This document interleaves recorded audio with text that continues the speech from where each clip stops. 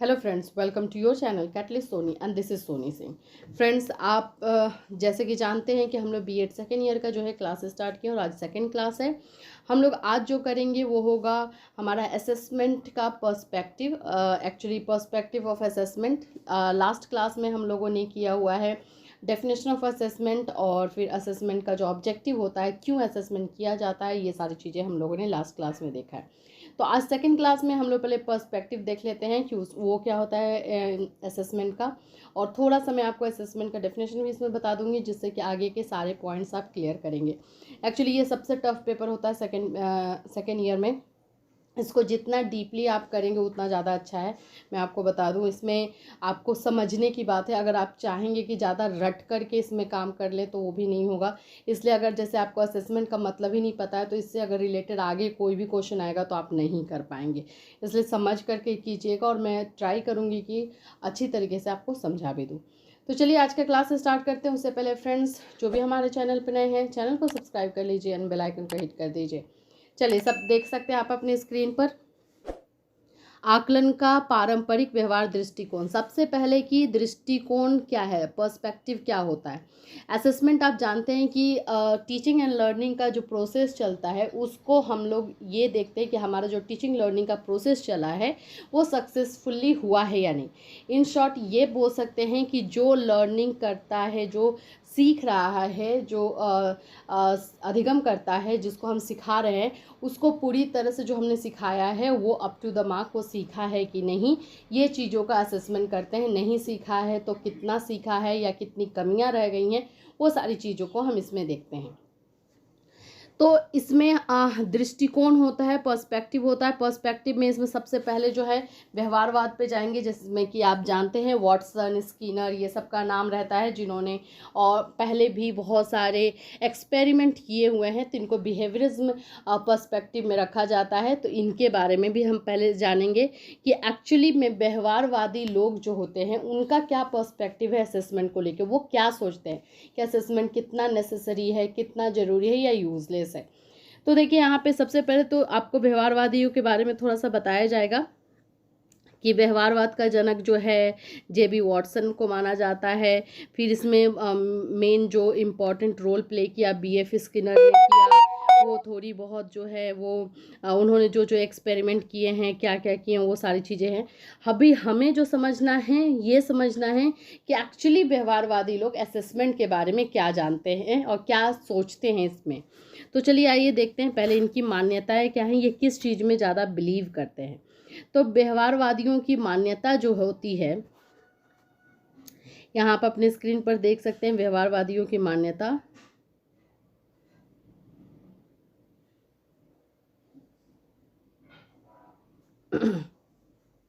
आइए दिखाती हूँ मैं आपको। सबसे पहला जो है मानव का संपूर्ण अधिगम मानव एवं वातावरण के पारस्परिक अनुक्रिया के कारण विभिन्न उद्दीपक एवं उनके प्रति अनुक्रिया के संबंधन का परिणाम है। ये क्या मानते हैं? सबसे पहले तो ये मानते हैं कि जो इंसान होता है उसका इन्वायरमेंट के साथ एक अनुक्रिया होती है, एक बोल सकते हैं कि कनेक्शन होता है, और उसके बाद ही इंसान का जो भी इन्वायरमेंट या पर्यावरण के साथ जो कनेक्शन होता है उसके अकॉर्डिंग उसमें लर्निंग होती है, वो अधिगम करता है।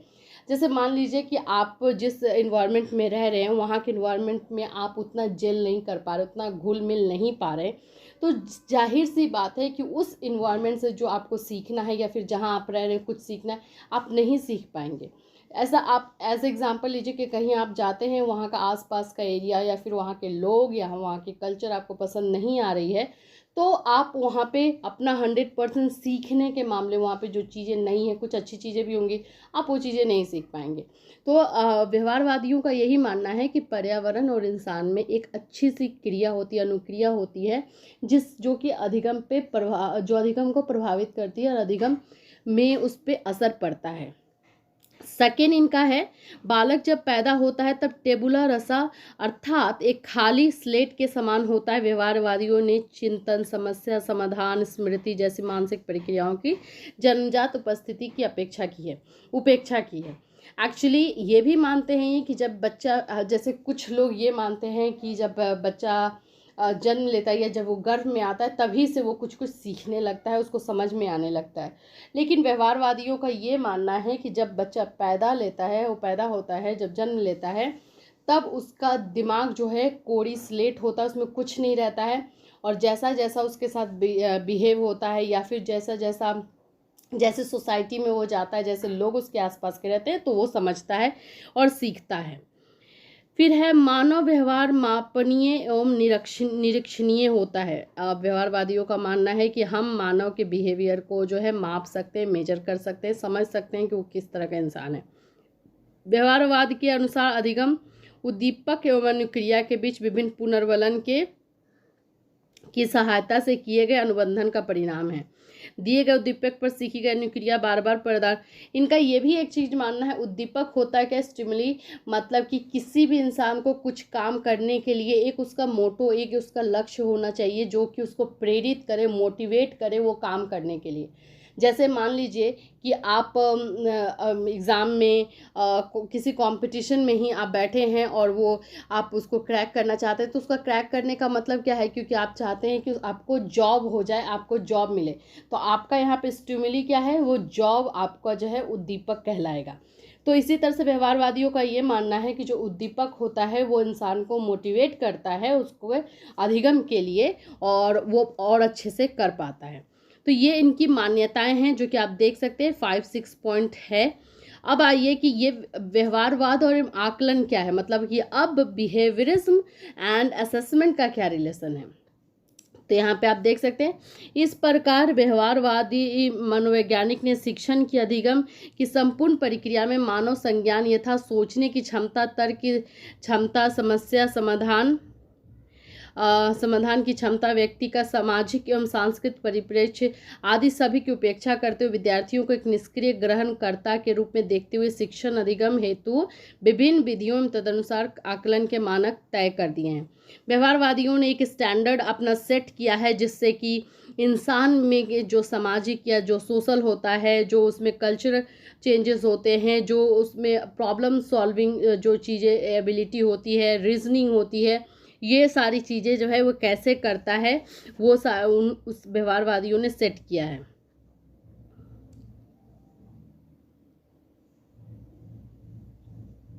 अब देखिए, अपनी मान्यता के आधार पर व्यवहारवादियों ने जो आकलन के उपकरण सुझाए हैं वो क्या है, इनके अकॉर्डिंग असेसमेंट कैसे कर सकते हैं, हम कैसे पता कर सकते हैं कि इस इंसान में जो है कितनी एबिलिटी है किस काम को करने के लिए, जो कि व्यवहारवादियों ने ऑलरेडी सेट किया है। उनके अकॉर्डिंग कौन कौन सा है, लिखित परीक्षा। देखिए थोड़ा सा टफ हिंदी है ये मैं मानती हूँ, लेकिन जब आप हिंदी ही लिए हैं तो आपको थोड़ा सा अनयूजुअल काइंड ऑफ वर्ड्स लिखना पड़ेगा जिससे आपके मार्क्स आए। तो देखिए लिखित परीक्षा, उन्होंने क्या है, रिटेन एग्जामिनेशन को अप्रूव्ड किया है, किन्होंने, व्यवहारवादियों ने। उनका भी ये मानना है कि असेसमेंट होना चाहिए, जो हम सिखा रहे हैं उसमें हमें पता चलना चाहिए कि कितना सीखा है या उस आदमी में कितनी एबिलिटी है सीखने की, ये सब चीज़ों का असेसमेंट होना चाहिए। तो उन्होंने लिखित परीक्षा दैट मीन्स रिटेन टेस्ट के लिए स्टैंडर्ड सेट किया है, पेपर पेंसिल टेस्ट जिसको हम बोलते हैं। साथ ही व्यवहारवादी ने आकलन के आधार पर विद्यार्थियों की रैंकिंग और उनके संप्राप्ति के मात्रा को बढ़ावा दिया। तो मतलब व्यवहारवादियों का कहना है कि रैंकिंग बहुत ज़रूरी है, मतलब मात्रा दैट मीन्स कि कितना मार्क्स वो लेकर आ रहे हैं, परसेंटेज, रैंकिंग, ये सारी बिहेवियरिज्म वाले लोग मानते हैं कि वो होना चाहिए।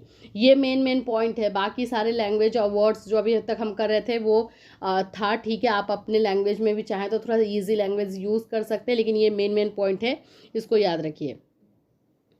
फिर उसके बाद है कि आकलन का उद्देश्य विद्यार्थियों की कथित अधिगम स्तर में विभेद करना एवं तदनुसार उन्हें उनमें विभिन्न श्रेणियों में रखना मात्र हो गया है। आजकल जो असेसमेंट हो गया है एक्चुअली में हम क्या करते हैं, अच्छा ये बच्चा बहुत अच्छा है तो ये टॉपर कैटेगरी में, ये बच्चा अच्छा नहीं है तो इसको रेमेडियल कैटेगरी में, इसको वीक कैटेगरी में रख दे रहे हैं। ये चीज़ें नहीं होनी चाहिए। हम असेसमेंट इसलिए करते हैं कि हमें ये पता चले कि इंडिविजुअल स्टूडेंट में, इंडिविजुअल बच्चे में जो है किस तरह से ग्रोथ हो सकता है और उसमें क्या क्या चेंजेस करेंगे तो और ज़्यादा उसकी एबिलिटी बाहर आएगी। तो ये चीज़ें जो है व्यवहारवादियों का मानना है। आगे आइए देखते हैं। अब सेकेंड हम मानते हैं चलते हैं सेकेंड पर्सपेक्टिव में, एंड सेकेंड पर्सपेक्टिव हमारा जो है वो है रचनावाद या संरचनावाद, इसको बोले कंस्ट्रक्टिविज्म बोले, ये इसमें आते हैं कि इन लोगों का क्या मानना है। इसमें सबसे पहला नाम अगर आप देख सकते हैं तो हमारे जीन पियाजे हैं, जीन पाइगेट है, जिनको इनका जो है प्रवर्तक माना जाता है। तो ये सारी चीज़ें आप देख सकते हैं, लेव वाइगोस्की का भी है, ये सब है। हम मेन चलते हैं कि इनकी मान्यताएं एक्चुअली में क्या थी। देखिए असेसमेंट को लेकर की इनकी मान्यता क्या थी। इसमें देखिए रचनावाद के अनुसार प्रत्येक विद्यार्थी अपने स्वयं के लिए ज्ञान का निर्माण करता है। इनका क्या मानना है, ये उनसे डिफरेंट कैसे है। तो इसमें कंस्ट्रक्टिविज्म वाले लोग ये मानते हैं कि इंसान जो है, बच्चा जो है, खुद से अपना नॉलेज जो है, ज्ञान ये करता है, क्रिएट करता है। जैसे कि उन लोगों का क्या मानना है, व्यवहारवादियों का, कि इंसान और पर्यावरण में, मतलब कि सोसाइटी में, वहाँ पे आसपास में रहने वाले लोगों के साथ एक इंटरेक्शन होता है, एक अनुक्रिया होती है, तब बच्चा सीखता है, तब लर्निंग आता है। लेकिन यहाँ पे क्या है, यहाँ पे ये रचनावाद वाले लोग ये मानते हैं कि बच्चे जो है खुद से अपना नॉलेज क्रिएट करते हैं और सीखते हैं। तो दोनों में डिफरेंस जरूर याद रखिएगा।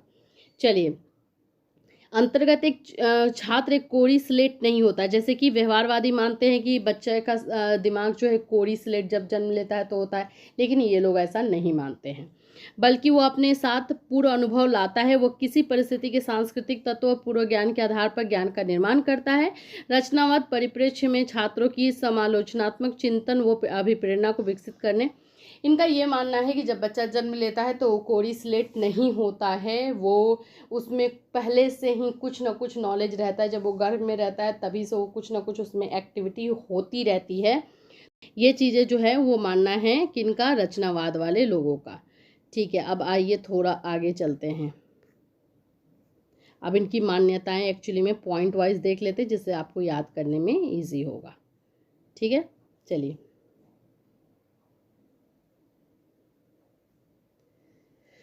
देखिए यहाँ पे सबसे पहले रचनावाद की मान्यता है। रचनावाद के अनुसार शिक्षण अधिगम एवं शिक्षक एवं विद्यार्थी। अधिगम कर्ता ज्ञान की रचना में अपने संवेदी अंगों को इनपुट की तरह उपयोग करता है। अधिगम एक सामाजिक प्रक्रिया है। अधिगम कर्ता जितना अधिक जानता है उतना अधिक सीखता है। अधिगम की प्रक्रिया में समय लगता है, ये अचानक नहीं होती है। ये सारे चीज़ें जो हैं इनका मानना है। ठीक है, और भी देख लेंगे। रचनावाद की विशेषताएँ देख लीजिए। रचनावाद के फलस्वरूप कई सारी शिक्षण विधियों का विकास हुआ है। ये सारी चीज़ें आपको मिल जाएंगी। सीमाएं भी हैं रचनावाद का, क्रिएटिविटी का कितने क्या सीमा हो सकता है।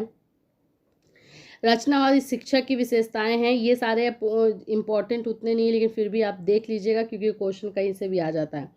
अब आइए मेन जो हमारा पर्सपेक्टिव है, मैनू मीठा बहुत पसंद है।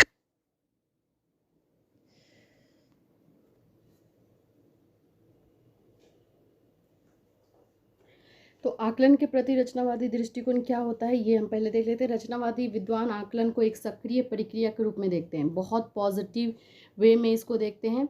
और विद्यार्थियों को सतत प्रतिपुष्टि देते हुए आकलन की प्रक्रिया विद्यार्थियों को सहभागी बनाते हैं। इनके अकॉर्डिंग जो असेसमेंट होता है वो बहुत ज़रूरी होता है। इससे बच्चे जो हैं, बच्चों को का जो है सतत प्रतिपुष्टि, मतलब कि वो कितना कंटिन्यूस उनमें डेवलपमेंट हुआ है, ये पता चल पाता है। तो ये बहुत ज़रूरी होता है। फिर है अधिगम प्रक्रिया के साथ संकेतित है, जो कि 1990 में ये सारी चीज़ें दी हुई हैं। आपको इसका PDF मैं फिर से बता दूं, टेलीग्राम पे मिल जाएगा, तो आप वहाँ पे और डिटेल में देख लीजिएगा। इसमें आप जो कर सकते हैं, नेक्स्ट क्लास ये भी मैं आपको उसमें दे दूँगी, अधिगम का लक्ष्य क्या है और ये सारी चीज़ें। और नेक्स्ट क्लास हम लोग जो करेंगे वो कंस्ट्रक्टिव्स का जो है आकलन करेंगे, मतलब कि कॉग्निटिव जो संज्ञानात्मक है रचनावादी दृष्टिकोण, वो करेंगे। अदरवाइज़ ये वीडियो थोड़ा सा लंबा हो जाएगा, फिर प्रॉब्लम हो जाएगा। ठीक है, तो आज हम लोगों ने 2 पर्सपेक्टिव देखा, बिहेवियरिज्म और फिर हमारा था रचनावादी, व्यवहारवादी और रचनावादी। दोनों को अच्छे से समझ के उनकी क्या मान्यताएं होती हैं, वो क्या सोचते हैं असेसमेंट के बारे में, ये हम सब ने आज देखा है। ठीक है, तो फिर मिलेंगे नेक्स्ट क्लास में। अगर आपका कोई सजेशन हो तो आप देख सकते हैं। और बहुत जल्द हम सीटेट का भी क्लास स्टार्ट करने वाले हैं फ्रेंड्स। तो जितने भी सीटेट के स्टूडेंट्स हैं या आप भी सीटेट की तैयारी कर सकते हैं तो हमारे क्लास के साथ जुड़ जाइएगा। फिर मिलूंगी। Till then have a nice day.